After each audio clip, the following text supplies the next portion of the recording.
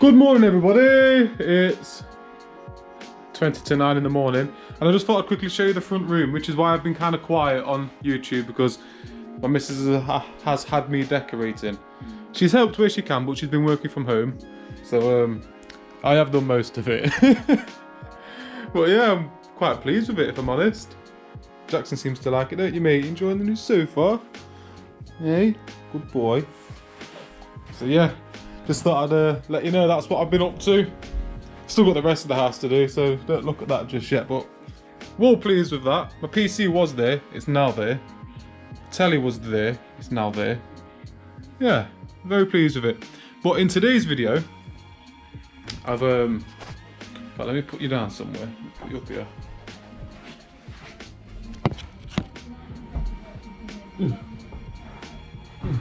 Right, so in today's video, I've got quite a lot to do if I'm honest. I've got some exciting news for the bike. It's booked in on for a dyno tune in the next like 2 to 3 weeks. And that's because since I've fitted the exhaust, I've noticed that low down in the, like very low down by the way, just on first takeoff, it's a little bit not like, I don't know, I think you'd have to have owned the bike in the first place to notice it there. I think if you was to just buy the bike and ride it, you'd think, oh yeah, nothing wrong with it. But I can feel there's a slight hesitation on pull off. And I've read that a slip-on can do that. So it's booked in for a dyno tune. And in the meantime, there's a few things I want to do to the bike to get it prepared for that. So the list is as follows. I've got a decap pipe to fit, and what that entails on this bike is grinding off the old one, like cutting it off, putting the delete pipe in its place, clamping it up, getting that sorted. So all my exhaust has to come back off again. But yeah, it's just going to be better for me. I mean, don't just go and cut your cats off and think, yeah, you're going to be, your bike's going to be better, because you're going to fail emissions tests, and it's illegal. I'm sure it's illegal. Whereas I think what I'm doing, correct me if I'm wrong, I mean, I'm new to all this, but to my understanding, it's because I'm having a tune on the bike, that's where they'll play with my air and fuel ratios, and the emissions coming out the back would have been altered so they're not running overly rich, is what my guess is. So I can get away with that running a cat because it's going to be tuned accordingly. So yeah, I've got to do that, which is quite a biggish job really. I've got to cut my exhaust with a grinder, and if I go wrong, well, I have to buy new headers, which, you know, a good few £100. So there's that to do. I also don't have to do this, but I've got to delete the PAIR system, or block the PAIR system off. Now the PAIR system is part of the engine that injects air into the exhaust, not the engine, into the actual exhaust chamber. And what that does is it helps burn off any unburnt fuel, which creates cleaner emissions. So good for, you know, the atmosphere and whatnot. But if you're getting a dyno tune where they need to read all your air ins and air outs and stuff like that, it's not going to give them an accurate reading, because you've got this extra pulse of air coming from somewhere, so oxygen readings are going to be all over the place. So for the dyno tune, I'm going to block that off. After the dyno tune, I'm going to reopen it. So yeah, there's that to do. While I'm under there blocking off the PAIR system, I've got some new throttle cables and a clutch cable to fit, so I'm going to get that done. What else was there? Right, yeah, whilst I'm under there, because I've got to pull the tank up to get to the throttle cables, I'm going to consider checking the valve clearances myself.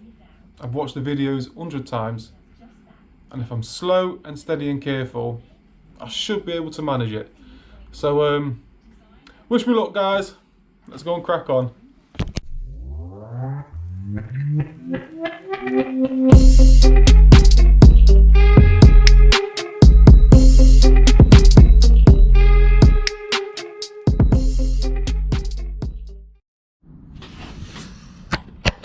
So we meet again in the good old shed. Right, I have decided just to flip and go for it and see if I can something bit me, look, or something right there, see it? Really itchy. Yeah, I've decided to actually go for it. I'm going to flip and take my stuff off and check these valve clearances. This is no way at all a how-to. No flipping way. This is videos I've seen on the internet and me praying along the way, to be fair. But I do know the first thing I need to do is drain the fuel. I don't think I've got a lot of fuel in there. I'm hoping. Oh, I have. I've got 4 bars. 4 bars out of 6. So I'm going to drain this fuel into this fuel can. Somehow. I reckon I'll just use the good old siphon trick. If memory serves me well. Right in there. Towards the bottom. Oh, wish me luck, you lot. Sweet.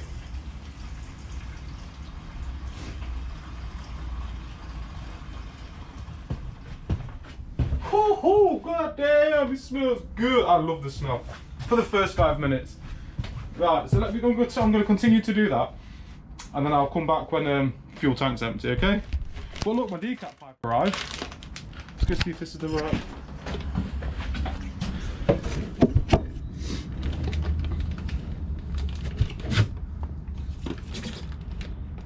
Yeah, that's the right one.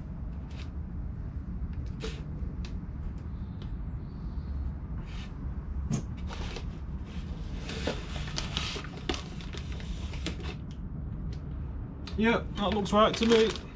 Right, so that's about as much as I'm going to get out of that. So what I've been doing now is I'll be found this video online. I'll link it in case you want to try this yourself. So all I'll do now is watch what he does next, pause it, right, copy it. Now we're going to start removing the gas tank. The first thing to do is remove... This is pretty much my entire life. This is it. This is my recreation time. YouTube videos and mechanical things. It's literally my life. So I'm going to see what this guy has to do next, and then I'm going to come back and tell you what he's done next, to tell you what I'm going to do next. So I've got to remove the tank, the actual tank now. I know that siphon wouldn't have removed all of the fuel, so I'm expecting some to jump out at me. I've just got to do the one. Okay, so the reason I'm thinking of doing my valve clearances myself is because I've got to lift the tank to swap out the throttle cables. Now my throttle cables are a bit slack. I've tried adjusting them, but they're a bit ready for new ones. But yeah, I've got to get under the tank to get to the throttle bodies, which you know, support the other end of the throttle cables. And I'm thinking, well, I've got the tank lifted right, I've drained the tank and I've done all this. Why not just bite the bullet and just get stuck in and try and get these valve clearances done? So that's what I've decided to do today.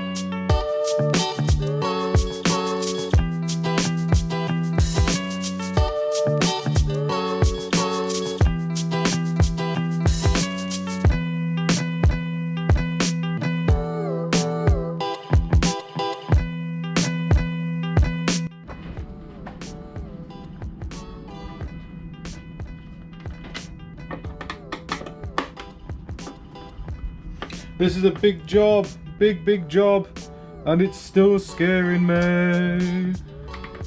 But I've got everything organised. Up to now, I know how to put everything back. Everything's in its correct bag and stuff. Like if I had to, I could put this back together. So not too bad. I think it's just a lot. There's just a lot to do, isn't there?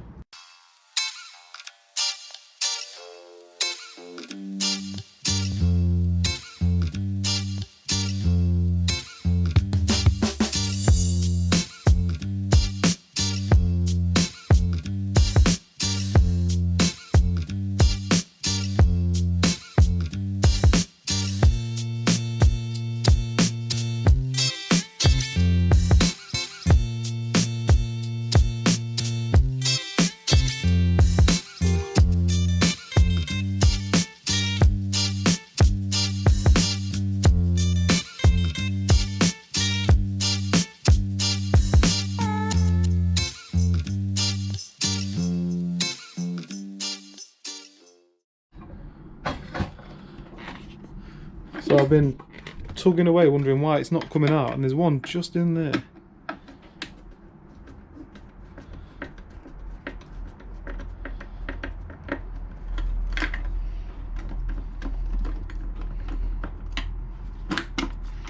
See, now it comes out.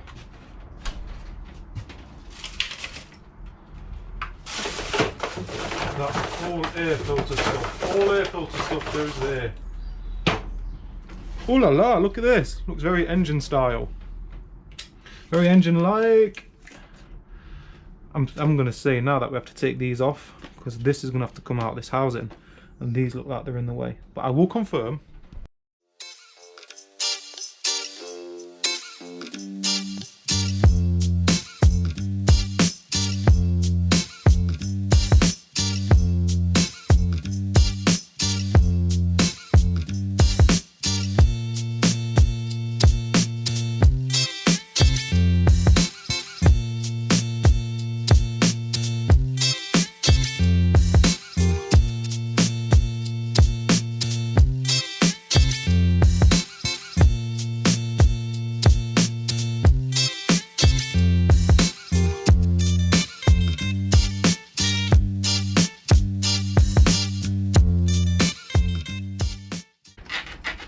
Oh, yeah boy.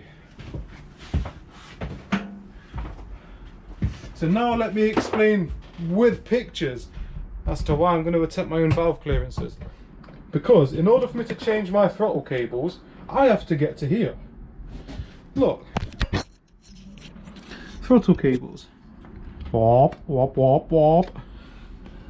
So, why am I going to get to this point and not just at least try and get my flipping valves checked, eh? Rather than paying someone else to flip and do it all the time. That is my philosophy on the matter. So yeah, I'm not going to record anymore because it's a bit boring, especially if you're not a CBR owner. I'm just going to skip to a point where, I don't know, we'll see how we go actually. Spark plugs are out. I've just put them in under there for safekeeping. Still, what a pain in the arse that job is. But luckily some handsome smart ass figured out a wicked way on YouTube. I'm sure you won't mind me saying so. But yeah, thanks to him. Right, so now the spark plugs are out, I need to refer back to my video.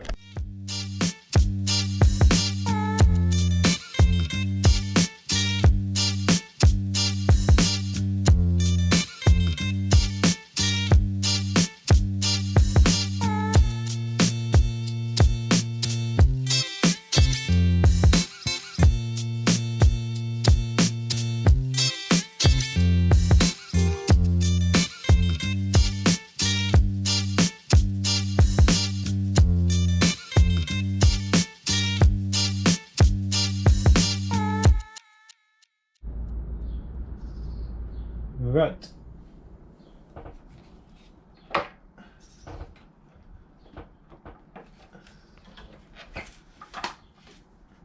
Which is the best way to take this out then? I had to pause that there because time was getting away with me. I was struggling so much to get this rocker cover off. But alas, I persevered and got it off.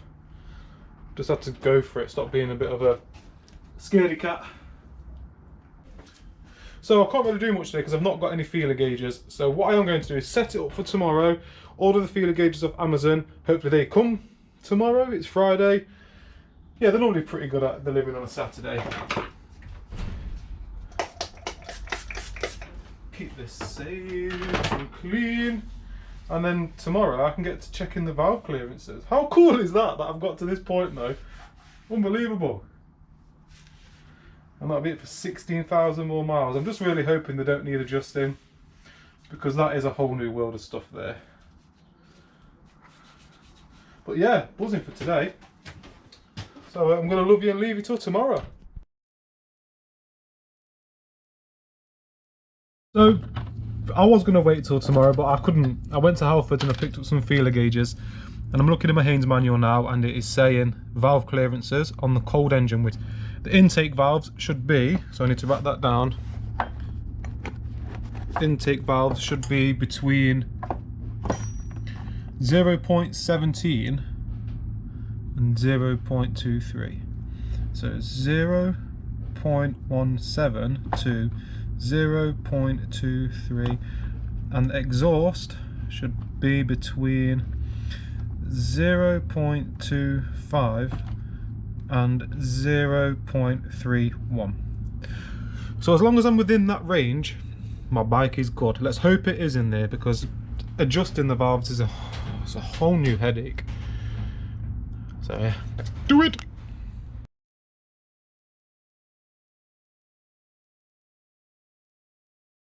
Here is my plan. So looking at the bike, this square, well, rectangle with the line through it, is that. So we've got intake is the one closest to me, exhaust is the side closest to the radiator. Now I need to do this in a certain order, so thank the gods for this guy on YouTube. So on cylinder 1 I need to do the 1 and 3 intake, and I think it just goes down like that, and then you'd rotate it, check all them. I'm going to watch the rest of the video, but for now this is what I've got to do.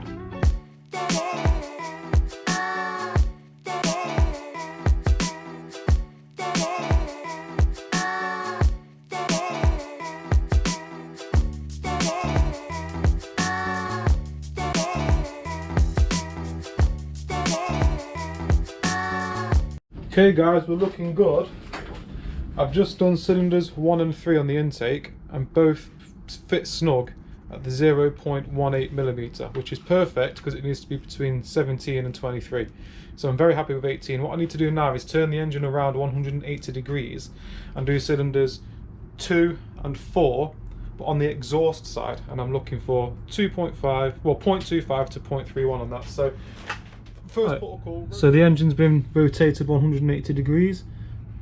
How can I get rid of this? There we go. 180 degrees. So time to check the exhaust valves.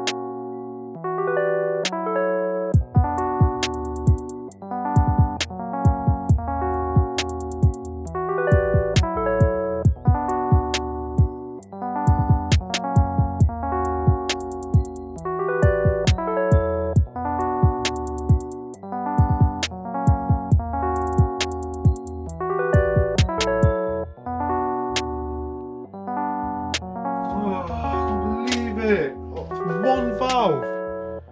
You're joking, I've got to strip all that for one. I really thought I was getting somewhere.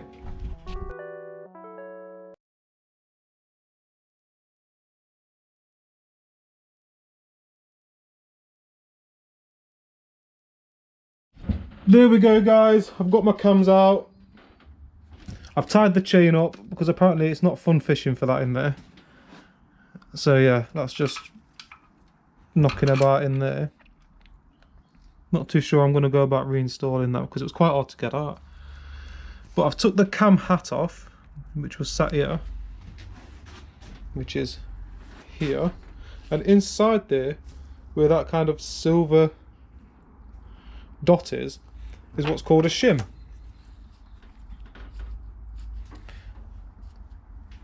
That's the shim in there. Now,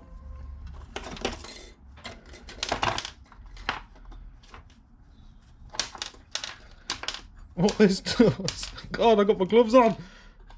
Where's my magnet? Where is my magnet? Found it. Perfect. So, see the thickness of this?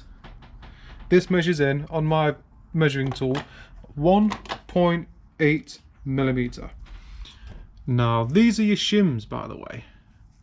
1.8 millimeter that measured in at. So the gap between the cam lobe and the cam hat should be 0.17 millimeter. However, it is at 0.15 millimeter. So if I now buy a shim that is 0.2 millimeter smaller than this one, that should make the hat sit lower, thus increasing the gap to the lobe by 0.2 millimeter, which will then make that valve clearance 0.17.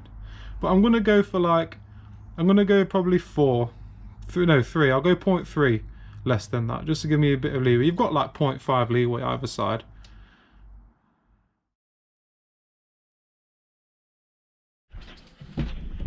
Get some light up in here.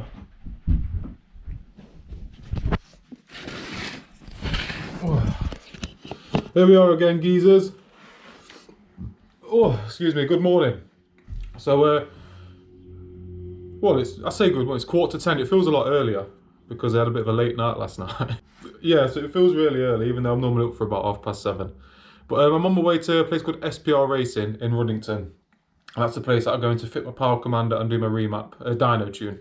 So I'm going to pop up there now, pay a deposit, because they have said they have a lot of people messing them about. So, like I say, I'm going to pop up there now, pay my deposit, and I'm hopefully going to book it in for around my birthday, which is the 6th of April, so 2.5 weeks. So I'm going to pay half of it now, because the total cost is 520 quid. That's with the power commander, plus the fitting, plus the dyno tune. So I don't think that's too bad. I'm sure places can do it cheaper. You probably know places yourself can do it cheaper. But for a complete noob like me, 500 quid, all in, I'm going to do that. So I'm going to have a drive up there now and get the deposit down on that. Oh, and while I'm there, I'm going to see if they've got any valve shims in, because annoyingly, one valve out of 16 needed adjusting, which still, even if it's just the one valve, I had to remove all the cam holders, the cams, cam chain tension and all that. Like, a whole new world for me, whole new world that was. And I'm a bit scared of putting it back together because, well, I'm not sure I can. I'm just going to try. If I feel like I'm well out of my depth, I'm just going to like pay a mobile motorbike mechanic just to come along and time it all up for me. But we'll cross that bridge if we have to. But yeah, for now, let's go to the garage. So I've just arrived at SPR Racing in Ruddington. Spot on guy in there. It's got some wicked bikes in there, some old school ones, some new school ones, and it's got me really excited about mine. He's ordering my power commander in for me now. I've just paid half of it. So yeah, I'm really excited. He says just double check it is an RR7, even though it's a 2007, my bike. He says go home, look under the seat, because it might be something other than a RR7. And if it is, give him a ring. But other than that, yeah, I'm really excited. So thank you, SPR. Oh, and he's given me the correct shim size I need, so I can probably start putting my bike back together today, which I didn't want to do because yesterday broke me. But I've got the means now to put it back together while it's some kind of fresh in my mind. And I'm not going to bore you with the putting it back together. I'm just going to go for it. So yep, nice one. So, I've had a right headache with these valves and getting the right shims and stuff. I'm waiting for the right shims and all that kind of stuff. But I've done it. I've flipping done it. All within tolerances now. It's scary though. I'll tell you that, it's scary. There's only one that was out. There's only one flipping valve that needed adjusting, right? And oh, I've changed the timing now. Yeah, anyway, it was this last one here. It was the cylinder 4 intake, but this one just flipping here. It should have been between 0.17 and 0.23, and it was 0.15, so it was too tight.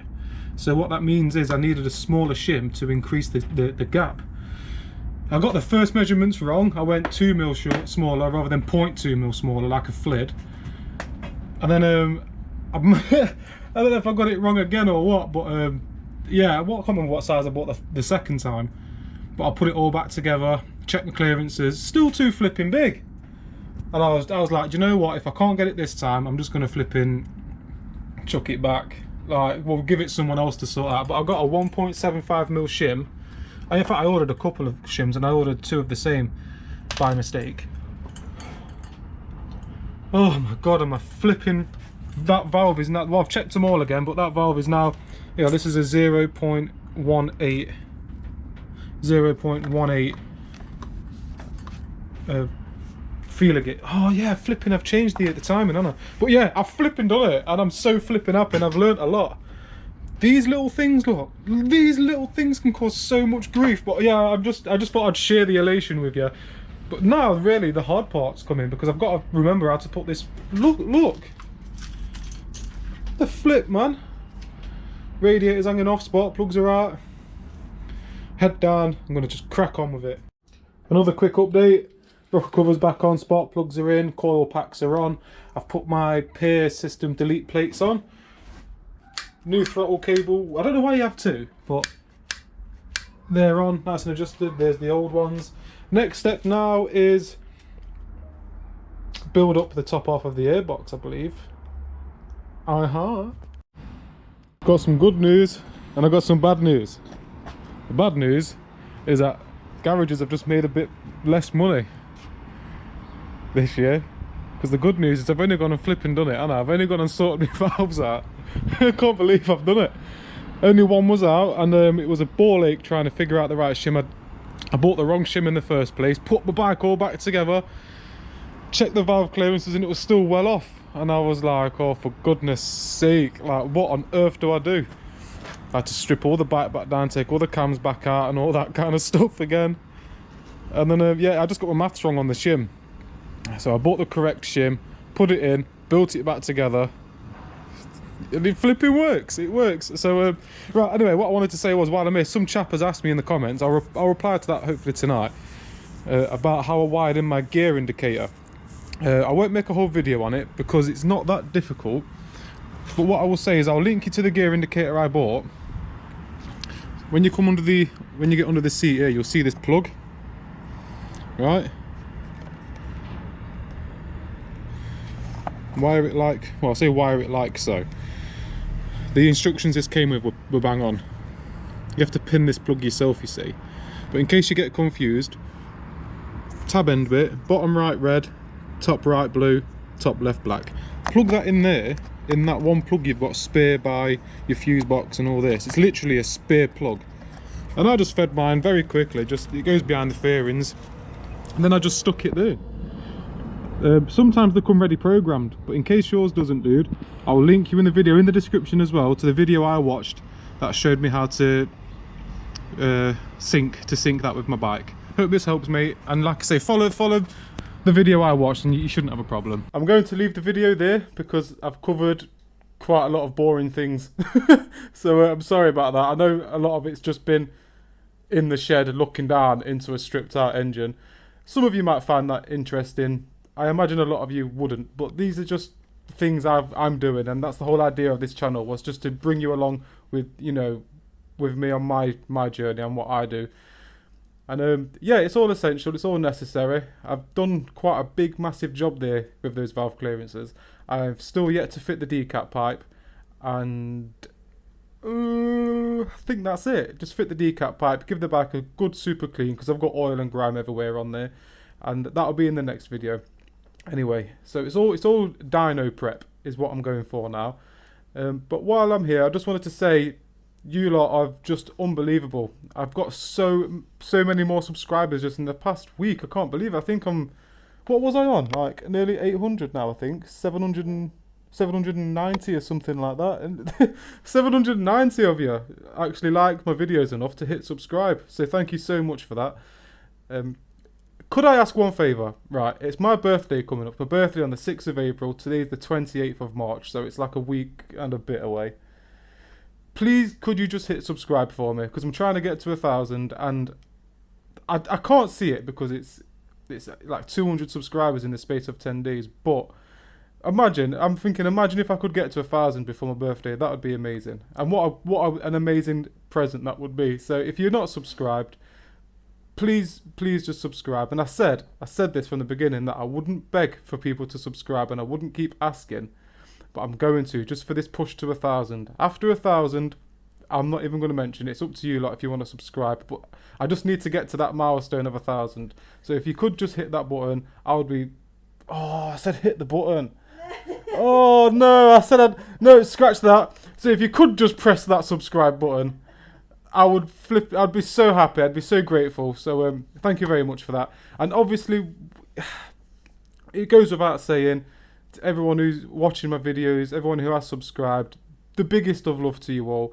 And the patron side of things, I've got 7 patrons now.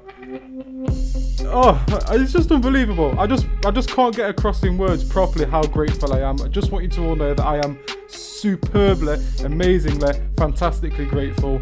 You're all incredible. So ride safe, stay cool. Catch you in the next one. Peace.